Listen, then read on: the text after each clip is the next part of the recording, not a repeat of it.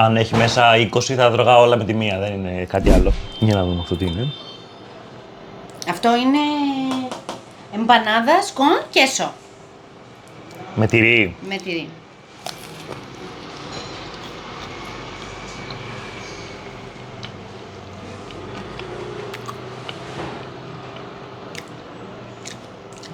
Είχατε κι άλλο τυροπιτάκια σπίτι. Έρετε να φάμε τυροπιτάκια.